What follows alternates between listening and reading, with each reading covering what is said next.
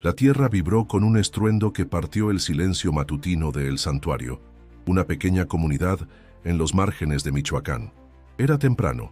El sol apenas comenzaba a dibujar sombras entre los pinos, cuando un convoy de la Fuerza Especial de Reacción Inmediata avanzaba por una brecha de terracería.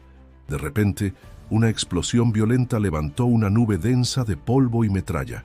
El blindado que encabezaba la patrulla fue reducido a fragmentos en cuestión de segundos.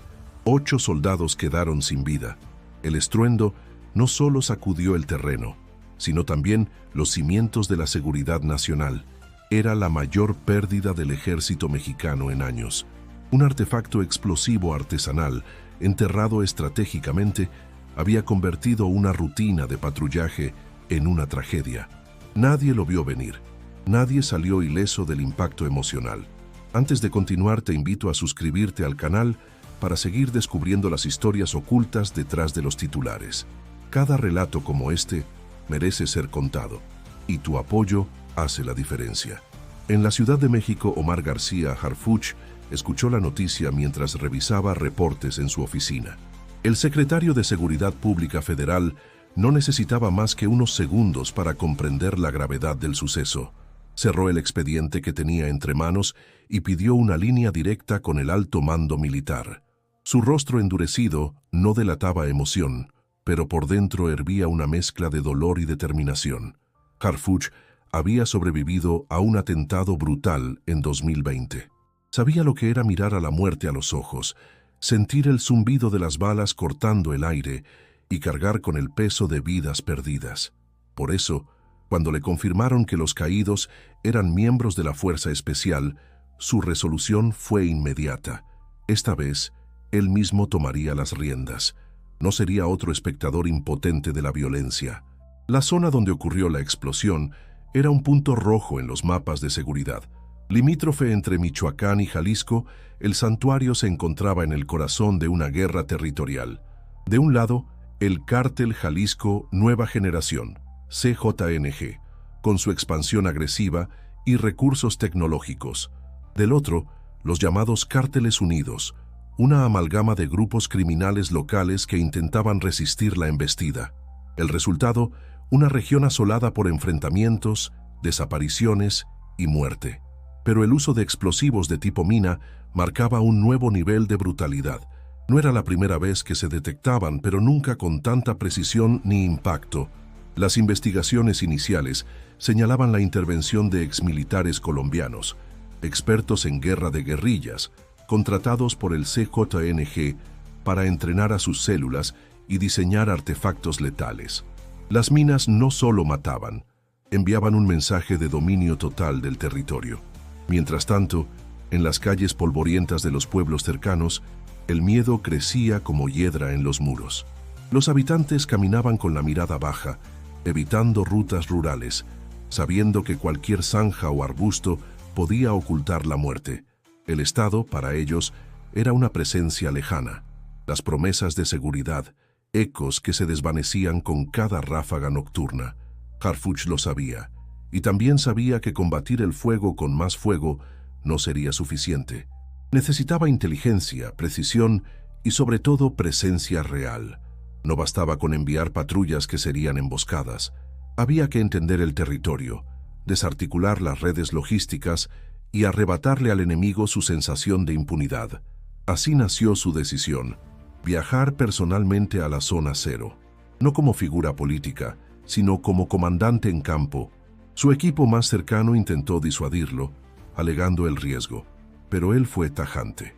No podemos pedirle a nuestros hombres que mueran por el país si nosotros no estamos dispuestos a acompañarlos. Y así, mientras el país absorbía la noticia del ataque, Harfuch preparaba su partida. Su objetivo no era solo investigar. Era desmontar pieza por pieza la maquinaria del terror que se escondía en esa frontera oculta entre Michoacán y Jalisco. El primer paso estaba dado. El siguiente, cruzar la línea invisible donde el Estado deja de mandar y comienza el reino del miedo. El avión aterrizó con suavidad en el pequeño aeropuerto de Uruapan. Desde ahí, un convoy discreto llevó a Harfuch y su equipo hasta la zona del atentado. El paisaje cambiaba con rapidez, de la relativa calma urbana al nerviosismo palpable de las comunidades rurales. A medida que se acercaban al lugar de la explosión, los rostros de los soldados endurecían. Todos sabían lo que se avecinaba. El terreno era escarpado, con vegetación densa y caminos de terracería irregulares. Cuando por fin llegaron a el santuario, el silencio reinante era abrumador. La escena aún conservaba huellas del horror, restos calcinados del blindado, manchas oscuras sobre la tierra, fragmentos de equipo militar esparcidos como piezas de un rompecabezas sin sentido. Harfuch bajó del vehículo sin decir palabra y caminó hacia el cráter, ahora seco y cubierto por una capa de ceniza gris. Su mirada no tembló. Peritos militares le explicaron que el explosivo no era rudimentario. Había sido diseñado para detonar con precisión bajo el peso del vehículo. Lo más alarmante, se encontraron restos de sensores de presión y componentes electrónicos de alto nivel. «Esto no lo armó un aficionado», comentó uno de los especialistas. «Aquí hay entrenamiento militar avanzado». La teoría más sólida señalaba a exmilitares colombianos contratados por el CNG. Era una táctica importada de los conflictos armados en Sudamérica, ahora utilizada en las sierras mexicanas. Harfuch lo entendió de inmediato. Esto no era solo crimen organizado, era guerra. Durante ese día, recorrieron varias comunidades cercanas. En la Yerbabuena, un agricultor llamado Don Mateo les abrió la puerta con desconfianza. Tenía el rostro curtido por el sol y los ojos cargados de tristeza. Cuando vio a Harfuch, bajó la mirada. «Mi hijo tenía 20 años. Pisó una mina cuando iba a sembrar. Murió ahí mismo. Yo lo encontré», dijo con voz quebrada. Nadie en la patrulla fue capaz de responder. Harfuch simplemente puso una mano firme sobre su hombro. «No está solo». El testimonio no fue el único. Una maestra rural relató cómo cada semana cambiaban de ruta para evitar explosivos. Niños de 6 años sabían identificar señales de peligro en el camino a la escuela. El miedo estaba incrustado en la vida cotidiana como una espina invisible. Harfuch reunió a sus comandantes y analistas en una reunión improvisada en una base temporal. Pidió mapas detallados de ataques recientes, ubicaciones de minas detectadas y movimientos de grupos armados. Pronto surgió un patrón. Los incidentes seguían una línea que conectaba el santuario con Santa María del Oro, ya dentro del estado de Jalisco. En esa ruta había varios caminos rurales poco vigilados, ideales para movimientos clandestinos. Uno de los analistas, un joven capitán con experiencia en inteligencia, planteó una hipótesis. «Están protegiendo algo importante en Santa María del Oro, quizás un centro de mando o de entrenamiento. Si lo tomamos, los debilitamos». La propuesta coincidía con los informes de inteligencia recibidos semanas antes. Se hablaba de un rancho fortificado, rodeado de sembradíos y caminos vigilados, donde el CJNG entrenaba a sus sicarios. Hasta ahora, ningún operativo había logrado confirmarlo. Harfuch asintió con gravedad. Era hora de intentarlo, pero no sería fácil. Al presentar su plan a las autoridades locales, encontró resistencia. Algunos alcaldes y jefes policíacos mostraban nerviosismo. «Entienda, secretario, si ustedes entran ahí, después se van, pero nosotros nos quedamos», dijo uno de ellos. La amenaza del CJNG no era solo armada, era también psicológica. Gobernaban con terror. Harfuch no los juzgó. Sabía que enfrentaban una realidad cruel, pero también sabía que la inacción solo fortalecía al enemigo. «Nadie se queda solo. Esta vez vamos a terminar lo que empezamos», les dijo. Su tono no fue una promesa, fue una orden. Esa misma noche se inició la preparación de un operativo conjunto. Participarían unidades de la Guardia Nacional, el Ejército y la Marina. Harfuch pidió una cosa: discreción absoluta. No se anunciaría a la prensa. No habría luces ni cámaras. Solo acción. Mientras el convoy se reabastecía y los equipos afinaban estrategias, Harfuch se encerró unos minutos en una habitación austera. Sobre la mesa colocó las fotos de los 8 soldados muertos. No era para recordar, era para no olvidar. El objetivo estaba claro. Ahora había que entrar al corazón de la bestia. Apenas despuntaba el alba, cuando el convoy partió en silencio rumbo a Santa María del Oro. Era una operación milimétricamente calculada, Unidades de la Guardia Nacional abrían paso por caminos rurales, mientras drones de reconocimiento sobrevolaban la zona en busca de emboscadas. El objetivo, llegar a un punto específico en las afueras, identificado como Rancho Izaguirre. El avance fue lento. Cada metro exigía cautela. Los explosivos podían estar en cualquier parte. Un escuadrón de zapadores avanzaba al frente, detectando y neutralizando trampas ocultas bajo la maleza o entre piedras. El aire estaba cargado de tensión. A medio camino, un estallido rompió la calma. Una mina activada a distancia estalló frente al segundo vehículo del convoy. No hubo heridos graves, pero el mensaje era claro. Sabían que venían. Harfuch bajó del vehículo blindado y ordenó dispersión táctica. No retrocederían. Minutos después, desde una cañada, comenzaron los disparos. Un grupo de hombres armados había montado una emboscada. El fuego cruzado fue feroz. Harfuch, protegido por su escolta, se mantuvo firme. No se replieguen. Avancen en abanico. Cúbranme los flancos, ordenó por radio. Su voz no temblaba. La refriega duró cerca de 20 minutos. Cuando cesaron los disparos, 5 atacantes yacían muertos. Los demás habían huido dejando atrás equipo táctico, radios y mochilas con víveres. El camino estaba libre. El convoy continuó con mayor precaución. A las 11 de la mañana llegaron al rancho. A simple vista parecía una propiedad agrícola común, una entrada de madera, un corral vacío y una casa de 2 pisos al fondo. Pero al inspeccionar con detalle, todo cambió.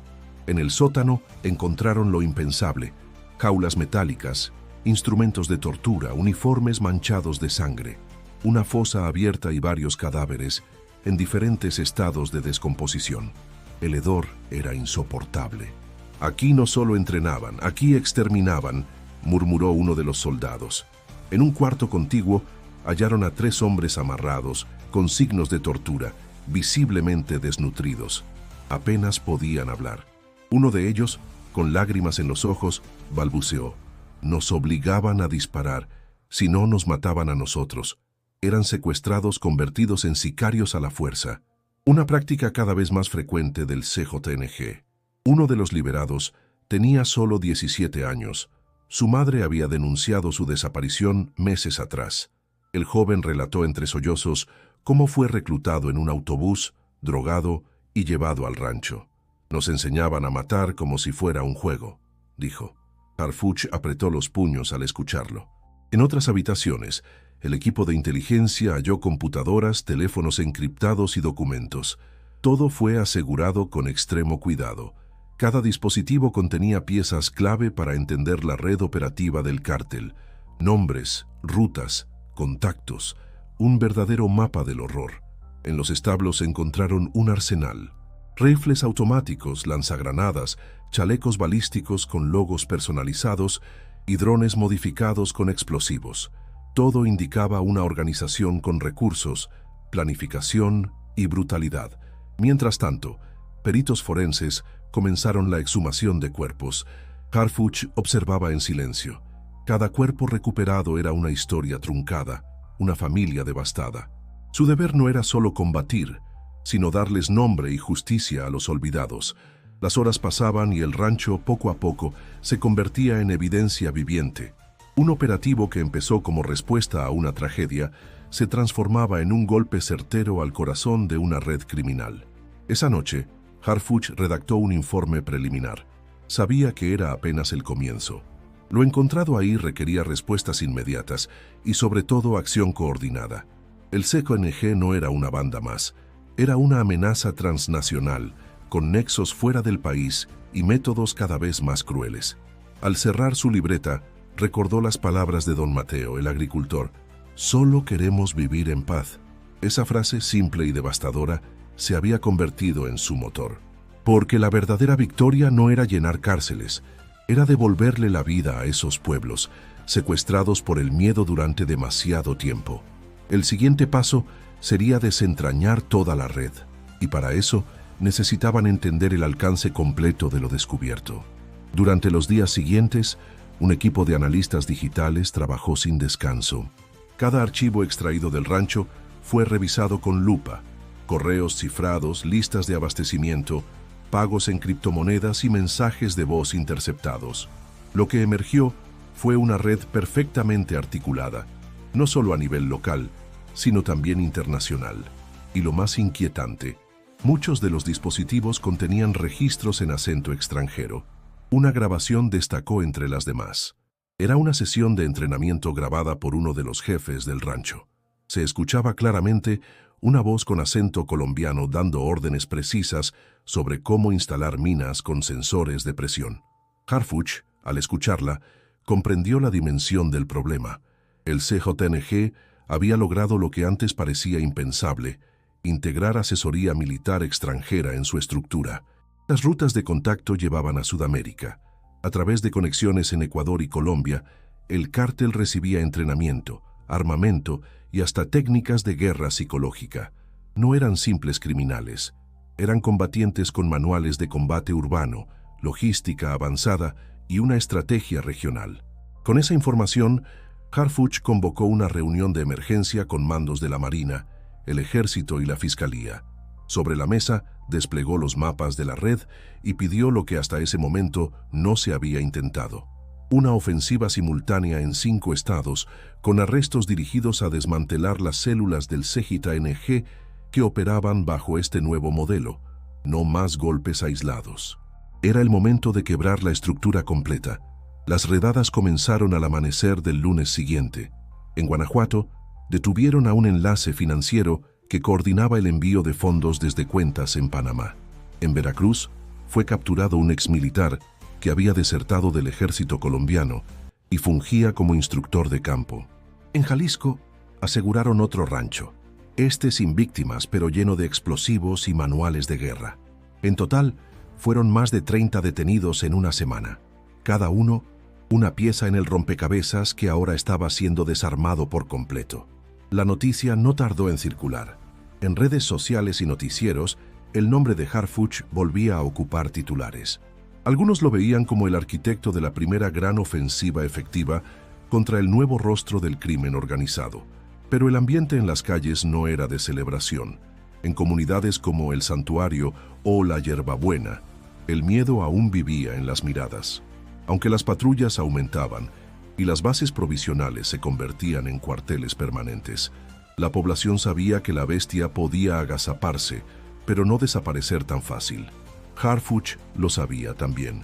Durante una visita a un centro comunitario reabierto, una mujer se acercó a él. Le entregó una carta escrita por su hijo desaparecido, encontrada en un viejo cuaderno de la escuela. Decía que algún día volvería a casa. «Solo quiero que sepa que no se olvida», dijo ella. Harfuch guardó la carta en el bolsillo interior de su chaqueta. «Vamos a seguir buscando, se lo prometo», le respondió con solemnidad. A nivel internacional, la operación despertó interés. Funcionarios de agencias de inteligencia de Estados Unidos y Europa solicitaron intercambios de información. Ofrecieron tecnología para rastrear criptomonedas, sistemas de reconocimiento facial y acceso a bases de datos compartidas. México, por primera vez en años, mostraba una respuesta articulada y eficiente ante una amenaza global. En medio de este avance, Harfuch pidió mesura. La violencia no se combate solo con fuerza. Se combate con verdad, con justicia y con presencia del Estado donde antes solo había silencio, declaró en una entrevista a puerta cerrada. Para él, los operativos no eran una victoria personal, sino una obligación moral con cada familia afectada por la barbarie. Cada noche, al revisar los reportes de avance, pensaba en los rostros que había conocido en el camino: el joven liberado en el rancho, don Mateo y su pérdida irreparable, los niños que aprendían a caminar entre explosivos. No bastaba con atrapar culpables, había que transformar el terreno de fondo, arrancar de raíz la desesperanza, y esa misión apenas comenzaba. Con el desmantelamiento de los principales centros operativos del CJNG en la región, comenzó una etapa que parecía imposible unos meses atrás: la reconstrucción. Las fuerzas de seguridad, junto a instituciones civiles, iniciaron trabajos de limpieza y desminado en las zonas rurales. Especialistas internacionales capacitaron a equipos locales para detectar explosivos enterrados. Cada mina neutralizada era una victoria silenciosa. Los pueblos empezaron a recobrar lentamente la confianza. En la Yerbabuena se reabrió la escuela primaria que llevaba meses cerrada. En el santuario, los agricultores volvieron a sembrar, esta vez bajo vigilancia militar. Aún con miedo, pero con la esperanza de que esta vez la paz durara más que una tregua. El gobierno destinó recursos a programas de apoyo psicológico para las familias afectadas. Niños y adolescentes traumatizados por años de violencia recibieron atención especializada. Harfuch insistió en que el combate al crimen debía tener rostro humano. Cada herida que no se cura es una puerta abierta para que el terror regrese, decía a sus colaboradores. Las historias de sobrevivientes comenzaron a llenar los espacios de silencio. Un joven rescatado del rancho Izaguirre comenzó a dar charlas en escuelas sobre cómo logró mantenerse vivo sin perder la fe. Su testimonio se convirtió en símbolo de resistencia y valentía. Mientras tanto, las investigaciones judiciales avanzaban. Varios detenidos comenzaron a colaborar con las autoridades, revelando detalles internos del funcionamiento del cártel. Se identificaron rutas, métodos de reclutamiento y nexos con redes internacionales de tráfico de armas. El caso crecía, pero también lo hacía el compromiso institucional. En el Senado, legisladores presentaron iniciativas para reforzar las leyes contra el uso de explosivos y la colaboración con grupos armados extranjeros. El operativo liderado por Harfuch ya no era solo una acción de seguridad, se había convertido en parteaguas legal y político. El país entero hablaba de la frontera invisible entre Michoacán y Jalisco, ahora expuesta a plena luz. Pero más allá de los titulares, el legado más poderoso fue otro. En cada comunidad visitada, Harfuch dejó algo más que patrullas. Dejó un mensaje, que el Estado no los había abandonado, que alguien había escuchado sus gritos, aunque fuera tarde, que la justicia, aunque lenta, podía llegar con fuerza. Durante un encuentro con familiares de las víctimas en Los Reyes, una mujer de edad avanzada se acercó a él. Le mostró una foto enmarcada de su hijo, uno de los soldados caídos en la explosión. Él siempre quiso servir a México. Gracias por no dejar que su muerte fuera en vano. Harfuch no respondió. Solo hizo una ligera inclinación de cabeza. Las palabras, a veces, sobran. Al regresar a la Ciudad de México, retomó su rutina con la misma intensidad de siempre. Pero algo en su mirada había cambiado. Tal vez el peso de lo vivido, o quizás la certeza de que aún quedaba mucho por hacer. En su oficina, sobre el escritorio, colocó una piedra oscura.